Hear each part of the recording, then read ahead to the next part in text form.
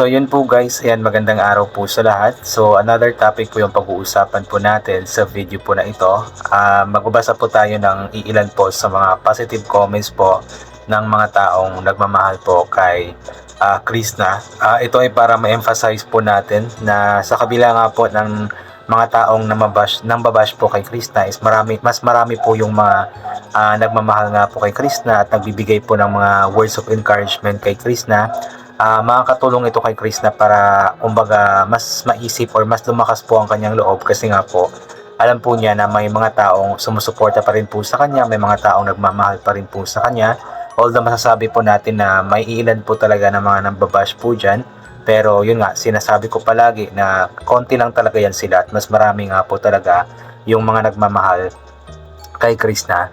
Kaya babasahin ko po yung ilan po sa mga komento ngayon para magbigay po ng lakas ng loob nga po kay Krishna na lumaban po sa buhay.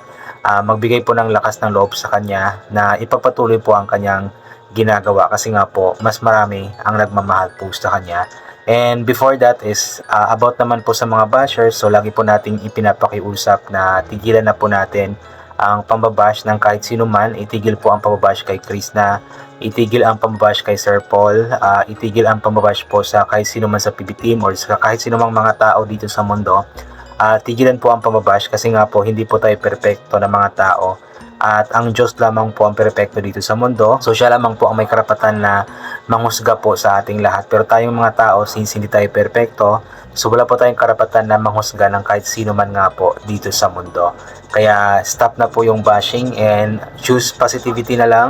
Choose love. Dapat happy lamang po. Love lang po. And yun, wag po tayong mag-share po ng negativity sa paligid natin kasi nakaka-attract po ito ng negativity din po. So mas maganda yung positivity lamang po ang i-spread po natin para positivity lamang din po ang ma-attract po natin. Kaya ito po, basahin ko po yung ilan po sa mga positive comments po ngayon na alam kong mag-a-attract din po ng positivity po sa buhay ni Krishna. So ito po, unahin po natin itong komento mula kay Virginia Mantua. Yan, sayawan mo ang mga bashers na yan. Marami kami nagmamahal sa iyo. Pretty Chris, solid supporters mo kami. Kaya patuloy lang sa pag-vlog para sa mga pangarap mo. So galing kasi itong mga comments na ito sa kanyang Facebook page, kung saan nga po is mostly device. Nagre-reels siya doon. Nagti-TikTok, sumasayaw. Kaya ang comment ni Ma'am Virginia dito ay sayawan lamang daw po ni Chris na ang mga bashers. So lagi naman pong ginagawa po yun ni Chris na, di ba? Yun po yung kumbaga pampawala po ng stress ni Chris na yung pagti-TikTok, pagsasayaw po niya. Minsan kasama po niya ang kanyang pamilya, kasama niya si MJ or si Inday Ogdot minsan. Mula naman kay Erlinda Kirimit, ayan, wow, ganda ng among baby love. Ganyan mag-eyes ka, kahit simple lang litaw ang ganda. Walang sinabi mga iba dyan, kahit labas singit, piti gilagid, walang panama sa'yo, hahaha.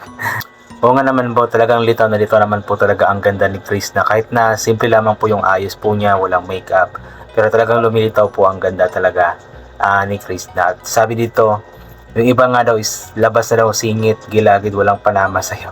Marami nga po akong nakikita na ganoon. Talagang ginagawa po nila ang lahat ng kanilang makakaya. Like magpo-post po ng kita na po yung singit, gilagid.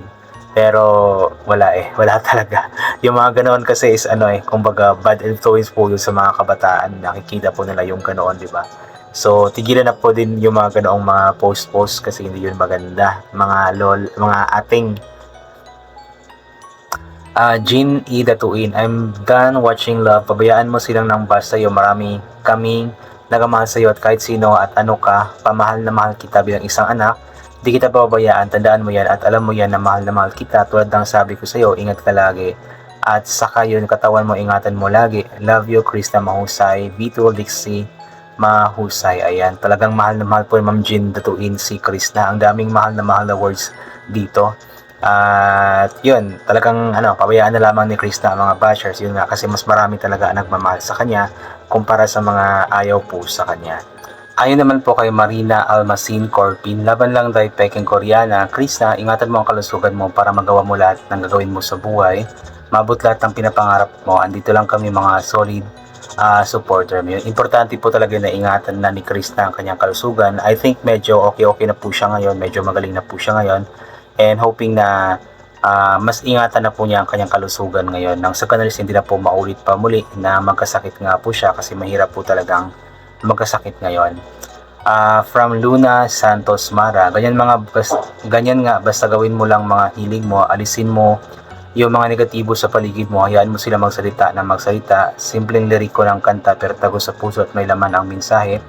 Basher is always a basher at hindi titigil ang mga yan, kaya gawin mo silang karakter sa kwento ng buhay mo. Ika nga nila, hindi mabubuo ang isang kwento kung walang bida at kontrabida. Oo nga po, totoo po yun. Sa mga teleserye po talagang hindi mabubuo ang isang kwento, hindi magiging maganda ang isang story kung walang kontrabida. So lagi talagang may kontrabida. At syempre si Chris na yung bida and yung mga bashers yung kontrabida. So sabi dito na basher is always a basher. So tama po, lagi ko mong sinasabi yan na kahit ano pang sabihin natin sa mga basher, talagang nasa puso't isip na po nila yung mambash mo ng mangbash. Kaya ipag-pray po natin yan sila na sana ay hipuin po ng Panginoon ang kanilang mga puso't isipan para tigilan po nila ang pamabash po ng kahit sino man. Iska Rim. So yan dapat masaya lang kasi mag-create yan ng positivity sa buhay natin. And always follow the instructions of your doctor. Never skip meals. Kain ng kain kahit onti-onti lang. So we're very happy to see you smiling. Pag masaya ka, masaya din kami. Love you always. Yun po yun. Kung ano po yung instructions or mga payo nga po ng doctor sa kanya. So dapat huwag niyang kaligtaan na dapat sundin po niya. Always yun para talaga magiging or tuloy-tuloy na po talaga ang pagaling po niya. And sabi po niya dito na tama yan, dapat masaya lang kasi nag-create yun ng positivity sa buhay. Yun nga po yung sinasabi ko lagi na kapag pinilit po natin yung positivity sa buhay is mag-a-attract din po ito ng positivity sa atin.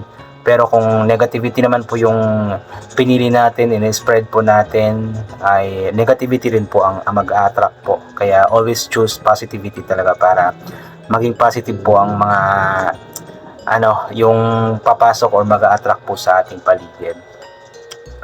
Nathans, mayong buntag dahil Krista, ang pingi mo lawas dahil kay ikaw ang nakatabang sa iyong pamilya, ayaw papasar sa pagkaon.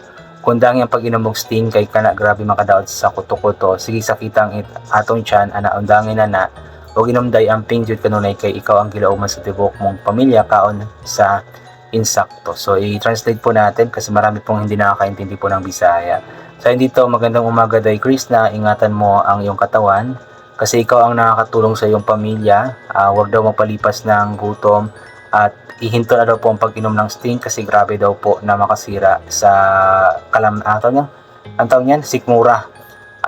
Laging sumasakit nga daw po kaya itigil na daw ang pag-inom nun at mag-iingat na po palagi si Krishna kasi siya lamang po yung inaasahan po ng kanyang buong pamilya at kumain daw po ng eksakto. Ayan.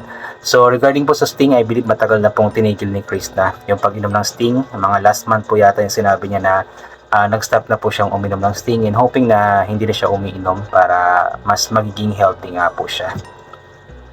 From Domilia Abiasin, ayan. Good morning Krishna, always take care of your health. Amping, I just wanted to say that I'm so proud of the way you tackle every challenge that comes your way. Your strength is inspiring. Ay, nanosbid po ako, English na English. Pero sabi po ni ma'am dito na proud daw po siya kay Krishna kasi yung tapang po niya sa pagharap sa mga challenges in life, especially sa mga bashers, talagang malakas or matapang po si Krishna at nakaka-inspire daw po yung tapang ni Krishna, sabi ni Ma'am Domilia. Rosan Tordesillas Labao, good morning, remain beautiful not only on the face but in heart and character. Blessed are those who are humble for they are in God's loves and mercy. God bless you. Yun nga po, sabi nga po 'di ba sa Bible na kung sino po yung ipilit na ibinababa nga po ng mga tao, sila po yung itinataas ng Panginoon. Same po yun sa kung sino po yung nagpapakumbaba, sila po yung nagpapaka-humble, siya po yung binibigyan po ng biyaya, ng blessings po ng Panginoon. From Sevillano Leonila, good morning Pe, ganyan happy lang mo palagi, huwag mong pansinin yung mga taong walang ambag sa'yo, hayaan mo silang mambash, ang dagdag views mo yan ay importante, totoo ka sa sarili mo at wala kang inapakang tao. Pray ka lang lagi Be, na i-guide ka ni Papa God sa tama at palaging magpasalamat kay Papa God sa mga blessing na natanggap mo at kay Sir Paul kasi siya ang taong pinadala ni Lord para tulungan ka. God bless us all. O naman po, lagi naman po nagpapasalamat si Krishna. Sabi nga po niya last time, di ba, na never ever siyang makakalimot or hindi siya magsasawang magpasalamat sa Panginoon, kay Sir Paul at sa mga viewers po na palaging nandyan nga po na sumusuporta at naging reason kung bakit medyo umaangat-angat na po ang buhay po niya ngayon. So never ever po siyang nakakalimot na magpasalamat po sa mga taong tumulong sa kanya. Inuulit ko nga po especially sa Panginoon, kay Sir Paul Pugong Biyahero at sa mga sumusuporta po sa kanya. Nela Reed, glad you're looking okay na, baby loves. Be strong and healthy. Kaya mo yan. We're here for you doing marathon for all vlogs. Take care. Chris, ayan. So, yun, we're here for you doing marathon. Yan, nakakatawa rin po yung mga viewers na nagmamarathon kapag walang upload si Chris na. So, inulit-ulit po nilang panoorin yung ibang mga, o yung mga lumang mga vlogs po ni Chris na minamarathon po nila. So, malaking tulong din naman po iyon. As long as, lamang po, meron po tayong siguro interval na 24 hours para mas pasok po yung views tsaka earnings po kay Chris na. Although pwede namang manood ulit after an hour siguro, after manood ng isang vlog. Kaso 50-50 po kung papasok pa ba yung earnings kay Chris na o hindi. Kasi medyo strict po kasi si Google AdSense pagdating sa mga ganoon. Meds B. Valenzuela, happy to see you na may upload ka na, Iha. Maganda ang mensahe ng mga content mo. It's all about na maging masipag, lagi at nagtutulungan and family na walang halong kaplastikan. Keep it up, Iha. Saludo ako sa kasipagan mo. Walang kartiyan sa katawan, ingatan ang health. Pag naka-feel ng gutom, eat ka agad para magkamot ulcer mo. God bless you always in your family. Ayun nga po, mostly sa mga vlogs ni Precise, parang ini-emphasize po yung pagtutulungan sa family, yung kasipagan, syempre, kasi pinapakita naman ni Chris na kung gaano siya kasipag.